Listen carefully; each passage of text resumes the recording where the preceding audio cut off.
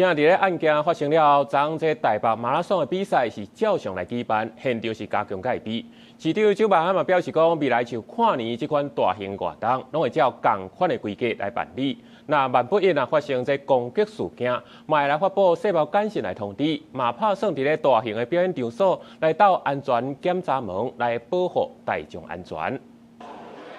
万人台北马拉松礼拜二登场，因为拜五暗才发生随机杀人案，未少参赛选手讲气氛甲以前无同。伫比赛相关的22个路口，拢会当看到警力戒备。但多少会有点紧张啊，但我觉得就是跑的过程，大家就还是要注意自己的安全跟周围大家的安全。其实我今天早上坐捷运来的时候有点害怕，因为其实人很多，也不知道会不会有人假扮成跑者，然后混在里面之类的。 台北市长周万安透早去台北马拉松终点视察，现场派出693名警力，也爱配置红灯挂手套、机会大顶。行道的就是我们特殊的警力，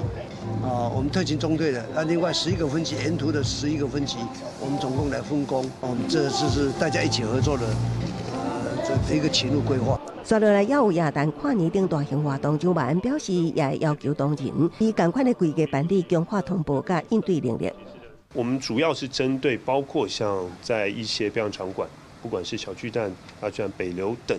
那如果评估必须，那就会装设这样子安检门，包括金属探测器。那市府相关单位专门神经病案戒备，针对未来那发生类似的无差别攻击事件，各要安全伫第一时间提升民众的防范意识。未来发生这样子事件，我们会透过发送细胞简讯，对于周边附近的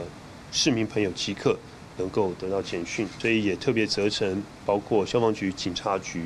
即刻研拟。那我们希望尽快能够来集结落实。另外，北车随机杀人案发生了后，网络也出现，讲要伫跨年暝迄日，伫北投扑死100人的恐吓言论。周万安表示，目前已经查到3条有关北投恐吓事件，调查了后发现 IP 来自警化，市府会继续加强维安，针对人济的场所提高戒备。公视新闻采访报道。